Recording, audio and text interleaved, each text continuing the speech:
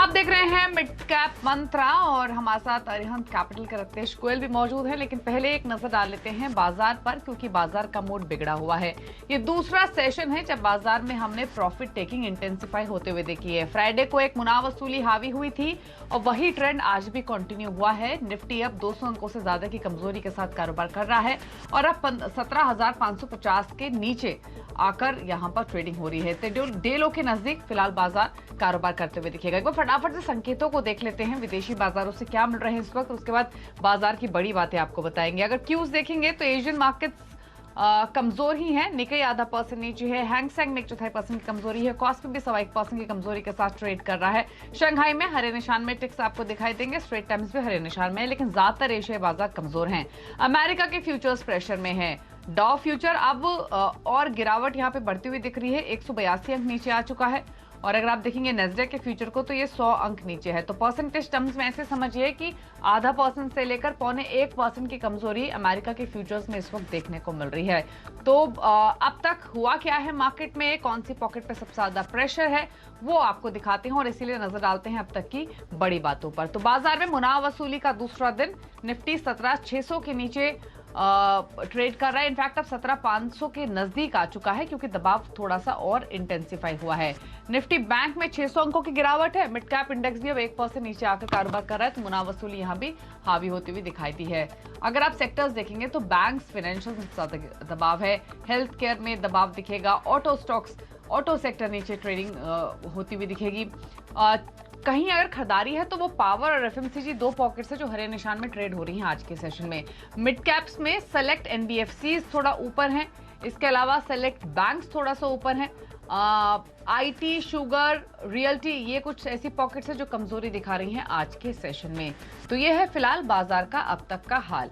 लेकिन अब रणनीति रिमेनिंग सेशन के लिए क्या होनी चाहिए, इस पर करते हैं बातचीत। रत्नेश गोयल हैं हमारे साथ। रत्नेश नमस्कार, स्वागत है आपका। दूसरा दिन लगातार मुनाफ वसूली का संकेत विदेशी बाजारों से कमजोरी के ही मिल रहे हैं। ऐसे में रिमेनिंग सेशन के लिए क्या रेंज, कहां सपोर्ट आप देखते हैं और कोई ट्रेड लेना चाहेंगे निफ्टी पर या अवॉइड करेंगे? Good afternoon Deepali. जैसे फ्राइडे को ये 18,000 के आसपास हमको ये उम्मीद थी बाजार में कि थोड़ा सा वहाँ पे सप्लाई देखने को मिलेगा और वहाँ से प्रॉफिट बुकिंग की उम्मीद करी जा रही थी।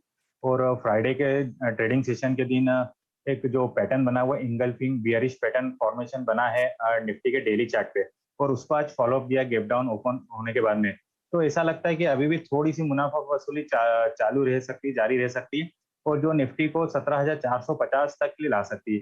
तो ऐसा लगता है कि अगर ये निफ्टी 17,540, 17,530 के नीचे ट्रेड करना स्टार्ट कर देती है वापस से, तो 17,580 के स्टॉप लॉस से 17,480 और 17,450 ये दो लेवल के टारगेट के लिए हमको एक निफ्टी में एक शॉर्ट का ट्रेड लेना चाहिए। और अगर बैंक निफ्टी देखें तो बैंक निफ्टी में भी सेम पैटर्न बना है, इंगल्फिंग बेयरिश पैटर्न बना और उसके बाद में आज गैप डाउन खुला है। तो बैंक निफ्टी में भी ऐसा लगता है कि 38,200 और 38,100 ये लेवल आज के ट्रेडिंग सेशन में हमको देखने को मिल सकते हैं। और ऊपर का स्टॉप लॉस अगर शॉर्ट करते हैं यहाँ से तो 38,550 का स्टॉप लॉस के साथ शॉर्ट करने की सलाह बैंक निफ्टी में भी रहेगी। ओके, तो अब इनफैक्ट अब ऑफिशियली मार्केट्स दिन के निचले स्तरों पर आ चुके हैं और जैसे रत्नेश ने कहा कि कमजोरी यहां पर बढ़ सकती है। रिमेनिंग सेशन में भी बिकवाली के ही मौके आप देख सकते हैं। 17,480, 17,450 तक जाने की कोशिश निफ्टी कर सकता है नीचे फिसल कर, और बैंक निफ्टी भी 38,100 तक जाने की कोशिश हो सकती है। यानी मौजूदा स्रोतों से भी 200 अंक नीचे ऑलमोस्ट बैंक निफ्टी देख रहे हैं रत्नेश, और निफ्टी भी। लेकिन देखिए दबाव इंटेंसिफाई हुआ है। अब दिन के निचले स्तरों पर आकर भारतीय बाजार ट्रेड कर रहे। 650 अंकों की कमजोरी अब निफ्टी बैंक में है और निफ्टी अब 250 अंक नीचे ट्रेड कर रहा है। तो यहां से तो अब मूड और बिगड़ता हुआ दिख रहा है बाजार का। अच्छा, अगर स्टॉक स्पेसिफिक रहना चाहें रत्नेश, तो कुछ ट्रेड्स आपने निकाले हैं क्या, और क्या ये ट्रेड बिकवाली की तरफ ही हैं? स्टॉक स्पेसिफिक देखे दीपाली जी तो ऐसा लगता है कि मिड कैप में थोड़ी सी खरीदारी स्टॉक में हमको देखने को मिल रही है। तो यहाँ पे मेरे पास दो कुछ स्टॉक है जो हमको मैं खरीदारी की सलाह देना चाहूंगा। एक पेपर स्टॉक्स में हमको काफी अच्छी खरीदारी देखने को मिल रही है मिड कैप के स्टॉक्स में।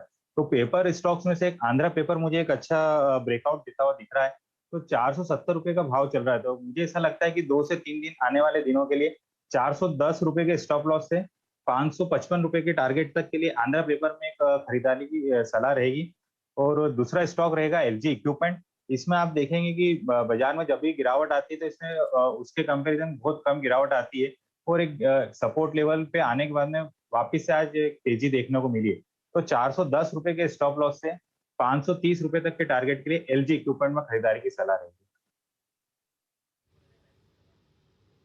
ओके, तो एलगी इक्विपमेंट्स और आंध्रा पेपर, ये दो ट्रेड्स चुने हैं, और ये देखिए दोनों ही स्टॉक्स कमजोर मार्केट में भी दिन के ऊपरी स्तरों पर ट्रेड कर रहे हैं। एलगी इक्विपमेंट्स 50% ऊपर कारोबार कर रहा है और आंध्रा पेपर भी डे हाई पर ही ट्रेड कर रहा है। तो ये दो ट्रेड्स हैं जहां पर खरीदारी आप कर सकते हैं। चलिए मिड कैप्स का हाल लाते हैं। पहले तो मिड कैप का इंडेक्स अगर आप देखेंगे तो यहाँ कमजोरी अब बढ़ी है, 1.25% नीचे आ चुका है मिड कैप का इंडेक्स, और 300 अंकों की कमजोरी देखने को मिल रही है। तो मिड कैप्स भी डे लो पर ही हैं। पॉकेट्स दिखाते हैं। एनबीएफसीज हालांकि कमजोर हैं, लेकिन बहुत सिलेक्टिव स्टॉक्स से जो स्ट्रेंथ दिखा रहे हैं आज एनबीएफसी पैक में, तो उनसे शुरुआत कर लेते हैं। पहले तेजी वाली पॉकेट आपको दिखा देते हैं जो वीक मार्केट में भी हरे निशान में है। उसमें आप देखिए पावर स्टॉक्स देखिए, Adani power, Torrent power, Adani green, siemens, power stocks में बाइंग है और ये सभी शेयर्स 4% तक की मजबूती दिखा रहे हैं। अदानी ग्रुप के स्टॉक्स से ज्यादा स्ट्रेंथ दिखा रहे हैं। टोरेंट पावर हालांकि दिन के ऊपरी स्तरों से तो थोड़ा नीचे आया है, लेकिन अभी भी 1.25% ऊपर है। ऑटो एंड स्टेट में सिलेक्टिव खरीदारी है। जेएनए एक्सेल, Saint Gobain, Lakshmi machine works यहाँ 3.5% तक के अपमूव आज के सेशन में आपको देखने को मिल रहे होंगे। साथ ही अगर आप कमजोरी वाली साइड जाएंगे तो इसमें फार्मा, आईटी, ये सारी पॉकेट्स नीचे ही हैं। फार्मा में Lasa supergenerics, Divi's lab, metropolis health, Apollo hospital, Glenmark pharma 3% तक नीचे कारोबार कर रहे हैं आज के सेशन में। आईटी में कमजोरी है। टाटा एलेक्सी, कोफोर्ज, हैप्पीएस्ट माइंड, फर्स्ट सॉल्यूशंस, ये सभी अब 3.5% नीचे ट्रेड कर रहे हैं on an average. Tata Elxsi एक स्ट्रॉन्ग परफॉर्मर रहा था, यहाँ पर इंटेंसिफाई हुई है सेल ऑफ और 350 रुपए आज भी नीचे कारोबार कर रहा है। रियल्टी में भी कमजोरी। गोदरेज, सोभा, ओबरा रियल्टी, ब्रिगेड एंटरप्राइजेज यहाँ 2-2.5% तक की कमजोरी आज के सेशन में है। शुगर स्टॉक्स वीक है। द्वारिके शुगर, डालमिया शुगर, बजाज हिंदुस्तान, त्रिवेणी इंजीनियरिंग 5.5% तक नीचे आज के सेशन में। कुछ और स्टॉक्स दिखाएं मिड कैप्स में जो कमजोर हैं आज के सत्र में, उसमें जुबिलेंट फूड वर्क्स, नौकरी, ट्रेंट और आईसीआई सिक्योरिटीज यहाँ 4.5% तक की कमजोरी है। बाकी स्टॉक्स भी जुबिलेंट फूड वर्क्स जैसे शेयर्स भी 0.25% नीचे कारोबार कर रहे हैं। एनबीएफसीज में देखिए अभी क्योंकि मिड कैप्स में इंटेंसिफाई हुआ है सेल ऑफ, इसलिए मुथूट फाइनेंस लाल निशान में आ चुका है। अदरवाइज 2-2.5% ऊपर था ये स्टॉक जो हमने ये लिस्ट तैयार की थी। अभी होम फर्स्ट फाइनेंस तो 5% ऊपर ही है। एमएस फाइनेंशियल, रेपकोन फाइनेंस भी 1 से 1.5% की बढ़त दिखा रहे हैं, लेकिन मुथूट फाइनेंस अब लाल निशान में स्लिप हो चुका है। तो यह है फिलहाल मिड कैप्स का हाल। लेकिन अब कुछ इंपॉर्टेंट खबरें भी आपको बता देते हैं और बात करेंगे एग्रीकल्चर सेक्टर की। दरअसल एग्री सेक्टर में एज ऑफ डूइंग बिजनेस को लेकर सरकार एक्शन में आ गई है और सरकार इसके लिए इंसेक्टिसाइड्स एक्ट में बदलाव की तैयारी कर रही है। क्या होंगे इसमें बदलाव और इससे किन कंपनियों को फायदा होगा, ये बताने के लिए असीम मनचंदा हमारे साथ मौजूद हैं। असीम नमस्कार, स्वागत है आपका। तो बताइए क्या बदलाव होंगे इंसेक्टिसाइड्स एक्ट में और क्या बेनिफिट होगा इंडियन कंपनीज को? देखिए, जो इंसेक्टिसाइड एक्ट है वो 1968 का है और इसमें कई सारे प्रावधान है सेक्शन 29 के तहत कि जो भी इंपोर्टर है या जो मैन्युफैक्चरर है या सेलर है उसको जेल की सजा जो हो सकती है और ये सजा 2 से 3 साल की हो सकती है, खासतौर पे अगर वो मिस ब्रांडिंग करता है, मिस लेबलिंग करता है या फिर जो हाई टॉक्सिसिटी का प्रोडक्ट जो है वो बेचता है। लेकिन अब सरकार जो है ईज ऑफ डूइंग बिजनेस को बढ़ावा देने की तैयारी जो है वो कर रही है। तो इसके तहत जो इंसेक्टिसाइड एक्ट है इसके अंदर बदलाव करने की तैयारी हो रही है। इसको पूरी तरह से डीक्रिमिनलाइज जो है वो किया जाएगा और उसमें से जेल का प्रावधान जो है वो हटा दिया जाएगा, लेकिन पेनल्टी जो है वो बढ़ाई जा सकती है। खासतौर पर अभी पेनल्टी जो है 500 रुपए से लेकर के 50,000 रुपए तक है, लेकिन सरकार इसको बढ़ा करके 50,000 से लेकर के 10 लाख रुपए तक करने की तैयारी जो है वो कर रही है।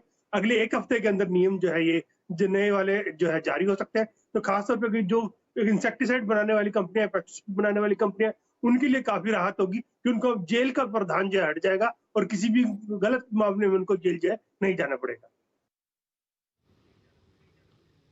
ठीक है, तो शुक्रिया असीम आपका ये डिटेल्स बताने के लिए। तो जितने भी एग्री क्षेत्र की कंपनी है, पीआई इंडस्ट्रीज है, धनुका एग्रीटेक है, इन तमाम कंपनियों के लिए अच्छी खबर है कि जो इस एक्ट में बदलाव होंगे तो एज ऑफ डूइंग बिजनेस के तहत थोड़े से आसानी अब आगे जाते हुए हो सकती है। एक स्टॉक पे राय ले लेते हैं, वो है पीआई इंडस्ट्रीज का। बाकी स्टॉक्स तो कमजोरी है आज के सेशन में, लेकिन पीआई इंडस्ट्रीज हरे निशान में ट्रेड कर रहा है 1.5% ऊपर 3373 के लेवल्स पर। अगर पिछले कुछ सालों का रिटर्न देखेंगे तो एक आउट परफॉर्मर ये स्टॉक रहा है। लेकिन पीआई इंडस्ट्रीज, रत्नेश क्या कमेंट्स होंगे आज के मूव के बाद? पीआई इंडस्ट्री, आपने दीपाली बिल्कुल सही कहा कि आउट परफॉर्म कर रहा है, निफ्टी को भी और सेक्टर को भी आउट परफॉर्म कर रहा है। हालांकि कल के सेशन में थोड़ी सी गिरावट देखने को मिली थी हमको, बट ऐसा लगता है कि गिरावट ज्यादा आगे बढ़ेगी नहीं, और इसमें वापस से निचले स्तर पे जो 3250 3260 का स्तर है, काफी अच्छा सपोर्ट का स्तर है। यहाँ पे बाइंग खरीदारी के लिए एक अच्छा लेवल रहेगा। और ऊपर के स्तर में एक बार जब भी ये 3450 के ऊपर निकलेगा तो एक फ्रेश ब्रेकआउट लाइक देखने को मिलेगा हमको, जो इसको 3700 रुपये से लेकर 3800 रुपये तक के लिए लेके जा सकता है। तो इसमें खरीदारी की सलाह जरूर रहेगी। जब भी पीछे थोड़ा सा यहाँ से मिलता है तो खरीदारी जरूर करना चाहिए इसमें। ओके, तो ये आपको सलाह मिली है पीआई इंडस्ट्रीज पर 3372 के मौजूदा लेवल्स देखने को मिल रहे हैं। हालांकि अगर आप स्टॉक्स देखेंगे तो मिड कैप स्मॉल कैप में कई स्टॉक्स आपको दिख जाएंगे जो आज की वीकनेस से पार्टिसिपेट नहीं कर रहे हैं। इनफैक्ट दिन के ऊपरी स्तरों पर आकर ही यहाँ पर कामकाज आपको होते हुए दिखाई देगा। एक स्टॉक पे राय ले लेते हैं, वो है डॉक्टर लाल पैथलैब्स का। एक बार देखिए, ये इस स्टॉक को आज के सेशन में दिन के हाईस को अप्रोच कर रहा है। 2.5% की मजबूती है रत्नेश, और 2511 के लेवल्स देखने को मिल रहे हैं। एकाएक इसमें पिछले मार्केट जहां से नीचे फिसलना शुरू हुआ है, इस स्टॉक ने वहीं से ऊपर जाना शुरू किया है। अभी डे हाई पर है, क्या व्यू है इन लेवल से? लालपात लेप में एक काफी बड़े करेक्शन के बाद में कंसोलिडेशन डेली चार्ट पे देखने को मिल रहा है। हालांकि निचले स्तर पे हमको एक वॉल्यूम का भी अच्छा इंडिकेटर मिल रहा है कि निचले स्तर पे अच्छी बाइंग देखने को मिल रही है। बट अभी भी इसमें ऐसा लगता है कि कंसोलिडेशन कंटिन्यू रहेगा। ऊपर में थोड़े से ओवरहेड सप्लाई इसको देखने को मिल सकते हैं, और 2630 तक के लिए जरूर ये एक यहाँ से तेजी देखने को मिल सकती है। पर इसमें एक स्ट्रिक्ट स्टॉप लॉस हमारे दर्शकों को लगाना चाहिए, 2450 का रहेगा। तो 2450 का स्ट्रिक्ट स्टॉप लॉस है। 2630 के टारगेट के लिए एक शॉर्ट टर्म के लिए जरूर खरीदारी का एक मौका इसमें हम ढूंढ सकते हैं। तो शॉर्ट टर्म के लिए खरीदारी का मौका है डॉक्टर लाल पैथलैब्स में। दिन के ऊपरी स्तरों पर आकर कर रहा है फिलहाल ट्रेड, और परसेंटेज टर्म्स में देखेंगे तो 3% की मजबूती फिलहाल देखने को मिल रही है। वक्त हुआ है एक ब्रेक का, लेकिन ब्रेक में जाने से पहले आपको बता देते हैं मनी कंट्रोल प्रो के बेहद ही आकर्षक ऑफर के बारे में। दरअसल मनी कंट्रोल अगस्त में फाइनेंशियल आजादी का उत्सव मना रहा है, और इस खास मौके पर लेकर आया है फाइनेंशियल फ्रीडम ऑफर, जिसके तहत मनी कंट्रोल प्रो का सब्सक्रिप्शन आप नेट जीरो कॉस्ट या यूं कहे कि मुफ्त में पा सकते हैं। आप देख रहे हैं मिड कैप मंत्रा, और बाजार में प्रेशर बरकरार है। दिन के निचले स्तरों पर ही भारतीय बाजार फिलहाल ट्रेड कर रहे हैं। लेकिन अब बात करते हैं एक खास कॉन्वर्सेशन की। दरअसल गुजरात के धुलेरा में प्लग एंड प्ले मॉडल पर तैयार हो रहे स्मार्ट इंडस्ट्रियल सिटी का काम तेजी से शुरू हो चुका है, और इस परियोजना के बारे में एनआईसीडीसी के एमडी और सीईओ एएल मीना से विस्तार से बातचीत की हमारे संवाददाता केतन जोशी ने। धुलेरा जैसे जो इंडस्ट्रियल सिटी है वो कितनी तेजी से हमको भारत में आने वाले 3 साल में देखने को मिलेंगे, और इससे इंडस्ट्रियल ग्रोथ किस तरह से आप देखते हैं? देखिए, धुलेरा जैसा इंडस्ट्रियल सिटी डेवलप हो रहा है, उस तरह के 3 और सिटी देश में डेवलप हो चुके हैं। एक औरंगाबाद में, एक विक्रम उद्योगपुरी है इंदौर के पास में, और एक ग्रेटर नोएडा में। इसके अलावा कुल 32 जगह पर इस तरह की टाउनशिप डेवलप होनी है, जिसकी सरकार ने स्वीकृति दी है, जो विभिन्न चरणों में है। कई जगह पर लैंड एक्विजिशन के काम हो गए हैं, कुछ जगह पर टेंडरिंग भी हो गई है। तो अगले 3 वर्षों में इन सभी 32 सिटीज़ में काम प्रारंभ कराने का प्रयास है। सर, अगर हम इन्वेस्टमेंट पॉइंट ऑफ से बात करें तो धुलेरा और इस जगह पर कंपनियों ने किस तरह से दिलचस्पी दिखाई है, और आने वाले समय में यहाँ पर और पूरे भारत में इन्वेस्टमेंट का दायरा कितना बढ़ सकता है? देखिए, माननीय प्रधानमंत्री जी ने जो PM Gati Shakti for multi modal connectivity to economic zones जो लॉन्च किया है, उसके फलस्वरूप इन सभी 32 इंडस्ट्रियल टाउनशिप्स की मल्टी मॉडल कनेक्टिविटी डेवलप हो रही है। जैसे धुलेरा में आप जानते हैं कि अहमदाबाद से धुलेरा 6 लेन एक्सप्रेस हाईवे बन रहा है, रेलवे कनेक्टिविटी हो रही है जिससे वेस्टर्न डेडिकेटेड फ्रेट कॉरिडोर से कनेक्ट हो जाएगा, एयरपोर्ट नया बन रहा है, पोर्ट कनेक्टिविटी हो रही है। इसी तरह की कनेक्टिविटी सारे इंडस्ट्रियल नोड्स की डेवलप हो रही है। उसके फलस्वरूप इन्वेस्टर्स में बहुत इंटरेस्ट है इन इंडस्ट्रियल टाउनशिप्स में अपनी मैन्युफैक्चरिंग कैपेसिटी डेवलप करने के लिए, और हमारे मंत्री साहब रेगुलर रिव्यू करते हैं, और उनके द्वारा ये निर्देश है कि जितने लोग इंटरेस्ट डेवलप कर रहे हैं उनको ड्यू फैसिलिटेशन करो। तो हम लोगों का स्पेशल सेल बनाया है जिसमें जितने भी लोग इन नोड्स में लैंड के लिए अप्रोच कर रहे हैं उनका सब प्रकार की क्लियरेंसेज, एनओसीज, हैंड होल्डिंग सारा एनआईसीडीसी के द्वारा किया जा रहा है, और वो तेज़ी से काम चल रहा है। 200 से ज़्यादा प्लॉट्स का अलॉटमेंट हो गया है, 12 इंडस्ट्रीज़ में कॉमर्शियल प्रोडक्शन शुरू हो गया है, 50 से ज़्यादा में एक्चुअली फैक्ट्रीज का कंस्ट्रक्शन का काम चल रहा है और सभी जगह पर बहुत तेजी से काम चल रहा है। सर लमसम कितना इन्वेस्टमेंट अभी तक हो गया होगा और कितना एक्सपेक्ट कर रहे हैं आने वाले 5 से 10 साल में? देखिए, इसको अभी तत्काल क्वांटिफाई करना थोड़ा उचित नहीं होगा क्योंकि अभी शुरुआती दौर है, लेकिन जैसे धौलेरा में लगभग 3000 करोड़ का इन्वेस्टमेंट जिन इंडस्ट्रीज को लैंड अलॉट हुई है उनके द्वारा किया जाना है। अभी शुरुआती दौर है, धीरे धीरे जैसे जैसे नई इंडस्ट्रीज आएंगी इन्वेस्टमेंट का दायरा कई गुना अधिक बढ़ेगा। तो ये आपने बातचीत सुनी जो कि केतन ने की, लेकिन आगे बढ़ते हुए अब खिलाड़ी नंबर 1 का अपडेट आपके सामने लेकर आ जाते हैं। इस हफ्ते जो मुकाबला हो रहा है वो IDBI कैपिटल के ब्रजेश के बीच में हो रहा है। 5paisa.com के रुचि जैन मौजूद है और साथ ही आनंद राठी शेयर्स के मेहुल कोठारी के बीच ये मुकाबला हो रहा है। और हालांकि आज मार्केट की स्थिति कमजोर है और इसीलिए चैलेंजिंग डे रहेगा तीनों ही खिलाड़ियों के लिए, लेकिन जो अब तक अपडेट है वो आपको बता देते हैं। गुजरात गैस में खरीदारी की कॉल थी ब्रजेश की, इन्होंने यहाँ पर प्रॉफिट्स बुक किए हैं। 515 के हालांकि टारगेट थे, लेकिन 501 पर एग्जिट कर ली है अपनी खरीदारी की कॉल। साथ ही ब्रजेश ने नया ट्रेड ऐड किया है सीमेंस पर 2899 पर फिलहाल ये ट्रेड हो रहा है, यहाँ खरीद के चले 2992 के लेवल्स वो देख रहे हैं, यानी मौजूदा स्तर से ऑलमोस्ट 100 रुपए की तेजी के टारगेट के साथ खरीदारी की सलाह है। रुचित जैन ने जो ट्रेड है जिससे एग्जिट किया है वो थर्मैक्स का 2282 पर इन्होंने अपनी इस पोजीशन से एग्जिट किया है। हालांकि जो इनके लक्ष्य थे वो 2530 के आसपास के थे, फिलहाल 2276 पर ही कर रहा है ट्रेड। रुचित जैन ने श्रीराम ट्रांसपोर्ट ये एक नया ट्रेड ऐड किया है सेल साइड पर 1314 पर फिलहाल ट्रेड हो रहा है, लेकिन श्रीराम ट्रांसपोर्ट में बेच के चले इन स्तरों से 1224 के टारगेट के लिए और स्टॉप लॉस 1355 पर मेंटेन कर सकते हैं। अब रिजल्ट्स की स्थिति दिखा देते हैं अब तक की क्या है। हालांकि आज पहला ही दिन है, लेकिन अब तक के रुझानों में रुचित जैन का पोर्टफोलियो नेगेटिव रिटर्न दे रहा है 3% के आसपास के। लीड कर रहे हैं ब्रजेश 2.5% रिटर्न के साथ। मेहुल कोठारी का पोर्टफोलियो पॉजिटिव 1% के रिटर्न दे रहा है। हालांकि बहुत इनिशियल नंबर्स हैं ये, लेकिन फिलहाल की स्थिति में ब्रजेश लीड करते हुए 2.5% के रिटर्न के साथ। चलिए इसी के साथ अब एक ब्रेक का वक्त हो गया। ब्रेक के उस पार आप देखिए न्यूयॉर्क कंपनी सुमित मेहरोत्रा के साथ। नमस्कार।